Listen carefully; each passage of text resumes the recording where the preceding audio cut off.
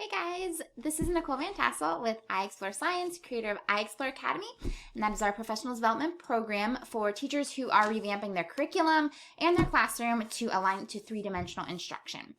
So today we're going to talk about creating community in virtual environments, and this was actually a full training that we did for our I Explore Academy teachers. And so I just want to touch on a short portion of that because I'm not going to keep you here for like 40 minutes. But this is one thing that I really hadn't thought about originally when we were all moving to this like virtual environments and online instruction. And then the more I was reading and learning about doing online learning and online instruction, and particularly this like emergency form of it, I realized that we do need to think about the community that we are creating in these virtual environments. And these are some considerations that, and so the part I really want to emphasize here from that like really big long training is redefining what community is and what your classroom is right now.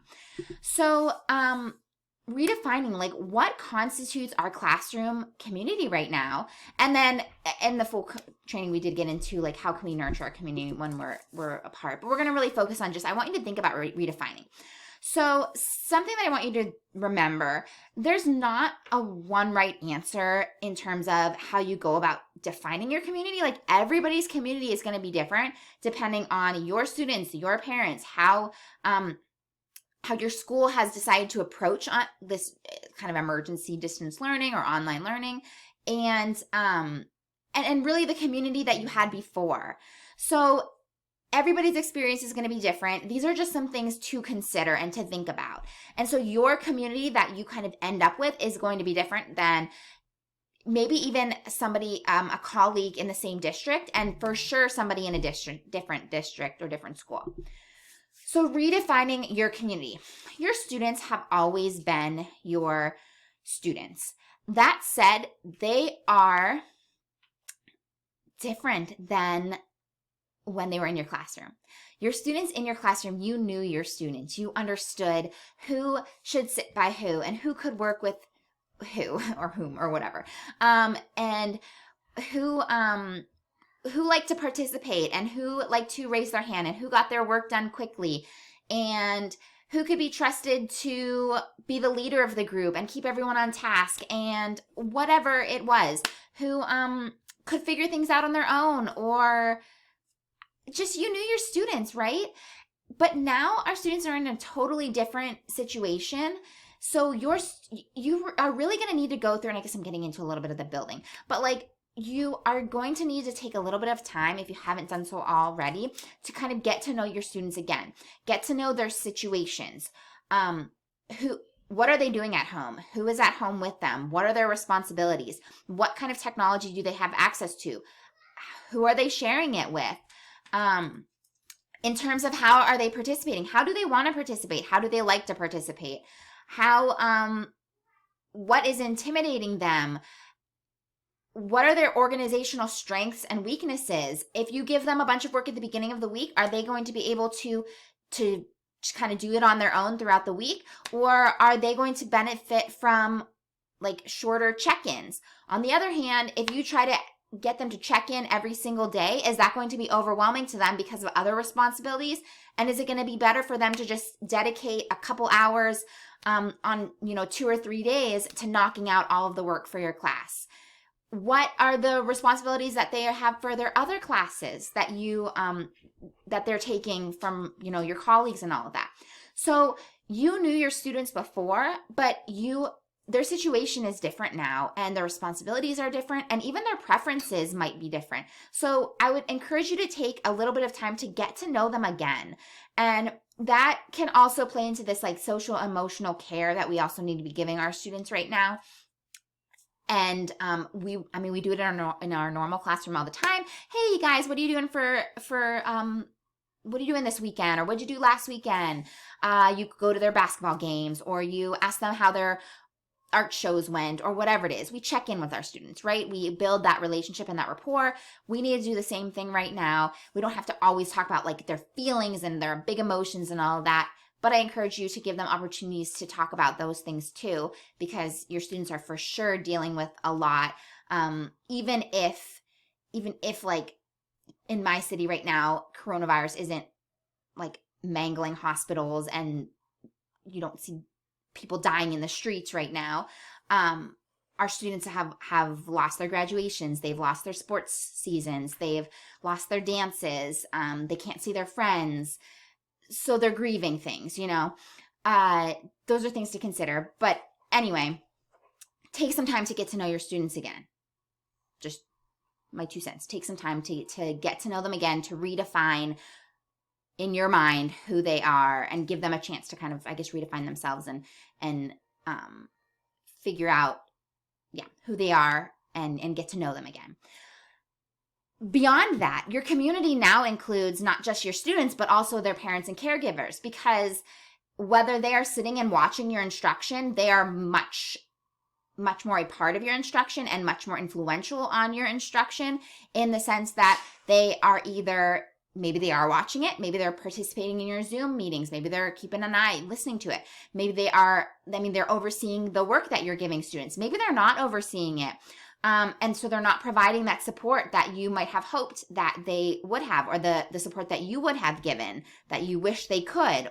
And no judgment there. Maybe some of them are working. I know my husband was working full time. He would literally not be able to help our children with schoolwork if they were school age and needed help. He is working from 8 to 5, sometimes even longer, and even on the weekends now, from home, but still working. So parents and caregivers are a part of your community now, and it can be a helpful part of the community, or it can be something like a challenge that students are going to need to support with. So a challenge could be an example if you're doing online instruction and parents are working from home and using a computer, your student might not have access to that computer at the time that you need it. So something to consider there. In the same line, siblings can be something that we can bring in and can enhance our instruction.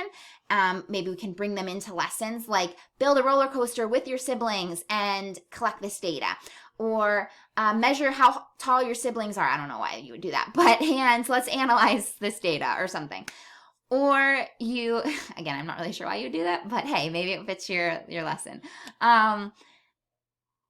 Or it can draw students away from their work, and I have to take care of my siblings because my parents are working and I have to help, keep an eye on them and keep them entertained and play with them. Or my siblings are also doing online instruction and they have to do their papers and they have to watch their lectures and they have to watch the videos and do the work and all that stuff. So we're sharing devices. So I can't get to that Zoom meeting, or I can't get this work done at that exact time. Again, these are not some things, I'm not saying that like, oh, don't do this or don't do that.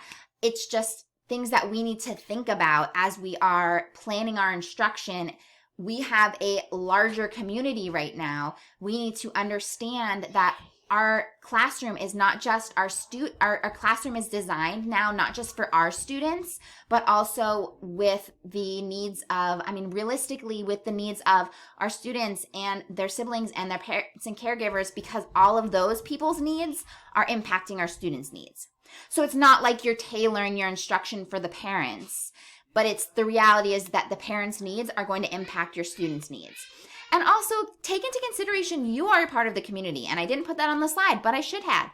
You are a part of this community and your needs need to be taken into concern or whatever too. So, if you are not required to have a Zoom meeting every day and you don't want to because you have children of your own that you're trying to wrangle, then don't have a Zoom meeting every day.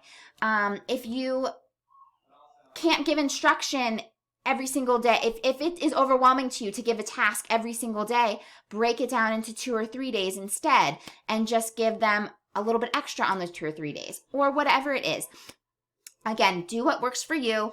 Follow the guidance of your administrators and all of that. I don't in any way mean to don't want to step on any toes, but just take into consideration this is a unique circumstance. These are unique circumstances. We are all doing our best. We are all trying our best.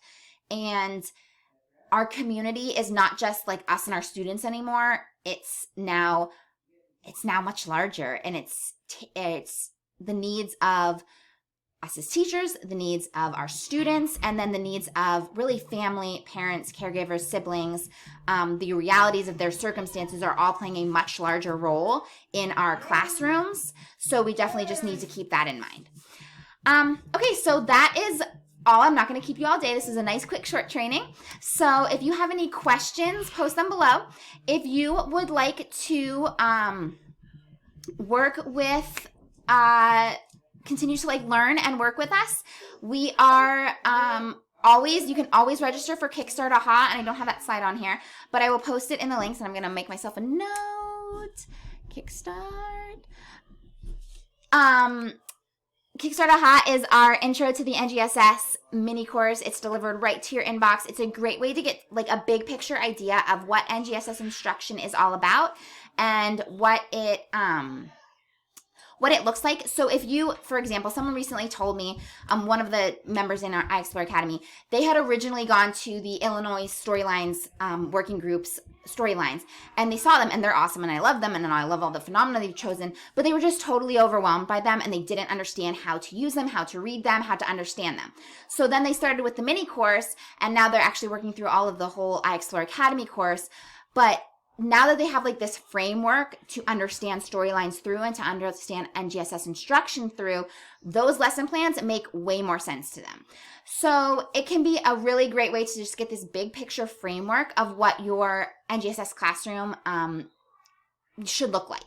If you have any questions about that, please reach out. But again, it's totally free, so just give it a try. And if you hate it, just unsubscribe.